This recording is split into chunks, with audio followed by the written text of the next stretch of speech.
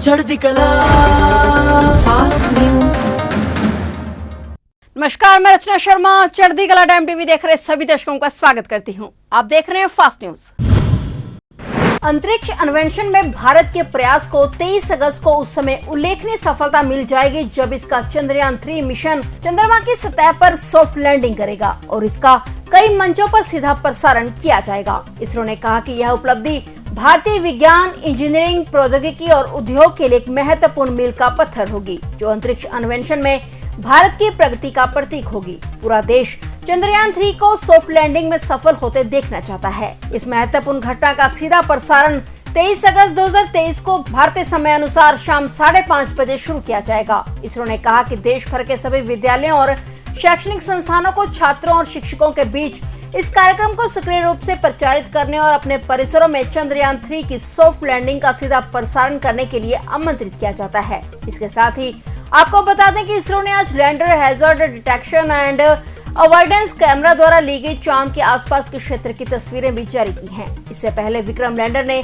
चांद के दूरस्थ स्थल की कुछ तस्वीरें साझा की हैं। इन्हें इसरो की तरफ से आज सुबह ट्विटर पर साझा किया गया है।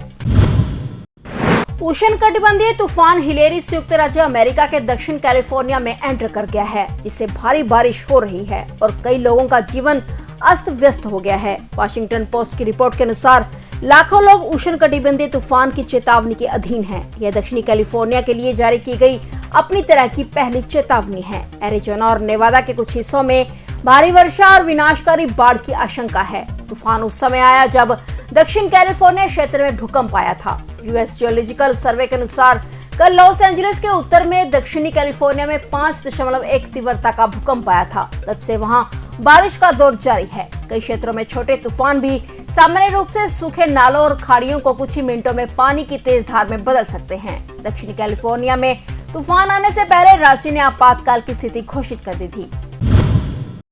बच्ची से रेप के आरोपी दिल्ली सरकार के अफसर पर कड़ा एक्शन लेते हुए सीएम केजरीवाल ने उसे सस्पेंड कर दिया है। दुष्कर्म का आरोपी दिल्ली सरकार का डिप्टी डायरेक्टर महिला एवं बाल कल्याण मंत्रालय में कार्यरत है। सीएम केजरीवाल ने सस्पेंशन के संबंध में मुख्य सचिव से रिपोर्ट तलब की है। आरोप है कि डिप्टी डायरेक्टर नरेश कुमार लंबे समय से अपने दोस्त की नाबालिग बेटी को दुष्कर्म का शिकार बना रहा था और उसके दोस्त की पहले ही मृत्यु हो चुकी है। पीड़िता के साथ कई बार दुष्कर्म किया गया। आरोप है कि इसके चलते वो गर्भवती तक हो गई थी। इतना ही नहीं, बच्ची जब गर्भवती हो गई तो गर्भपात के लिए उसे दवा देने का भी आरोप है। 20 जुलाई को इस संबंध में रेप की धाराओं में मुकदमा दर्ज किया गया था। 1 अक्टूबर 2020 को पीड़िता के पिता की मृत्यु हो गई थी और उसके बाद से ही वो आरोपी और उसके परिवार के साथ उनके घर पर ही रह रही थी।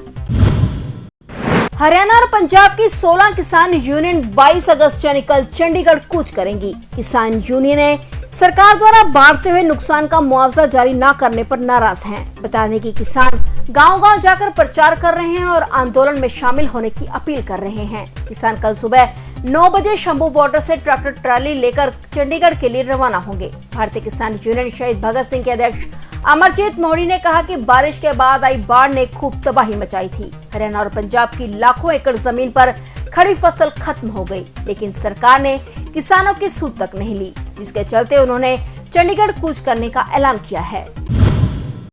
केंद्रीय गृह एवं सहकारिता मंत्री अमित शाह ने उत्तर प्रदेश के पूर्व मुख्यमंत्री कल्याण सिंह को श्रद्धांजलि अर्पित करते हुए कहा कि पिछड़ों, गरीबों के कल्याण और राम मंदिर निर्माण के सूत्रधार बाबूजी कल्याण सिंह के सपने को प्रधानमंत्री नरेंद्र मोदी ने पूरा किया है। सोमवार को यहां पूर्व मुख्यमंत्री कल्याण सिंह की दूसरी पुण्यतिथि के मौके पर आयोजित हिंदू गौरव दिवस समारोह को संबोधित करते हुए शाह ने कहा कि जब बाबूजी उत्तर प्रदेश के मुख्यमंत्री बने तो उन्होंने श्री राम जन्मभूमि आंदोलन को गति दी, गरीब कल्याण के भाजपा के विचार को जमीन पर उतारा और सामाजिक सद्भाव बिगाड़े बगैर पिछड़े समाज के लोगों के कल्याण को अपना लक्ष्य बनाया। शाह ने कहा कि मुझे खुशी है कि जो शुरुआत बाबूजी करके गए थे, प्रधानमंत्री नरेंद्र मोदी ने उसे पूरा किया है। आज पंजाब के मुख्यमंत्री भगवंत सिंह मान के साथ जीएसटी पर हुई विशेष बैठक के बाद वित्त मंत्री हरपाल सिंह चीमा मीडिया से मुखातिब हुए। इस दौरान उन्होंने बताया कि पंजाब सरकार के टैक्सेशन विभाग द्वारा जीएसटी को लेकर आज मेरा बिल नाम की नई ऐप लॉन्च की गई। इस दौरान वित्त मंत्री ने कहा कि टैक्स की चोरी को बिल्कुल भी बर्दाश्त नहीं किया जाएगा। उन्होंने बताया कि पंजाब के जितने भी ग्राहक हैं जो रोजाना वस्तुओं की खरीदारी करते हैं उन्हें इस स्कीम का लाभ होगा। साथ ही राज्य के लोगों को जागरूक करने के मंतव्य से ये ऐप लॉन्च की गई है। उन्होंने कहा कि जो भी ग्राहक अधिकतम 200 रुपए का सामान खरीदेगा और उसके बिल को मेरा बिल ऐप पर अपलोड करेगा तो उसे 1000 रुपए का इनाम मिलेगा। वित्त मंत्री बोले, बिल लाओ इनाम पाओ। इस योजना से टैक्स की कलेक्शन में बड़ा स्तर पर इजाफा होगा। बता दें कि जिन वस्तुओं पर वैट लगता है जैसे कि पेट्रोल, डीजल, क्रूड ऑयल आदि, इन पर यह स्कीम लागू नहीं होगी। उन्होंने कहा कि इस संबंधी 7 अक्टूबर को पहला लकी ड्रॉ निकाला जाएगा। 2 लाख का सामान खरीदने पर ग्राहकों को अधिकतम 10,000 रुपए का इनाम भी मिलेगा। प्रत्येक महीने के पहले हफ्ते में ये लकी ड्रॉ निकाला जाएगा और सिर्फ एक व्यक्ति एक महीने में एक ही इनाम ले सकता है। टमाटर के बाद अब प्याज के दाम भी आसमान पर पहुंच रहे हैं। प्याज पर 40% निर्यात शुल्क लगाने के केंद्र के फैसले का विरोध करते हुए एशिया में प्याज के सबसे बड़े थोक बाजार नासिक के व्यापारियों और कमीशन एजेंटों ने आज सोमवार से प्याज व्यापार का बाइकाट करने का फैसला किया है। इसके कारण देश में प्याज की सप्लाई पर असर पड़ सकता है और दाम बढ़ सकते हैं।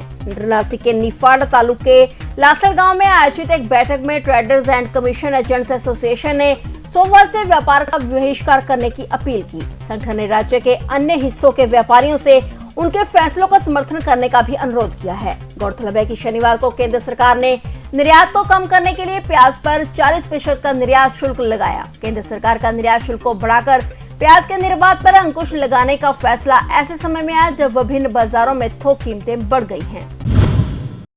गुरदासपुर से सांसद सनी देओल बैंक से 55 करोड़ 99 लाख रुपए के ऋण और ब्याज और जुर्माने पर चूक का सामना कर रहे हैं। लेकिन एक्टर सनी देओल को बैंक से मिले बंगले के नीलामी के नोटिस पर बड़ी राहत मिल गई है। अब सनी का मुंबई के जुहू में स्थित बंगला नीलाम नहीं होगा। सनी देओल के जुहू स्थित बंगले की नीलामी को लेकर बैंक ऑफ बड़ौदा ने ई ऑक्शन का नोटिस वापस ले लिया है। इसकी वजह टेक्निकल बताई गई।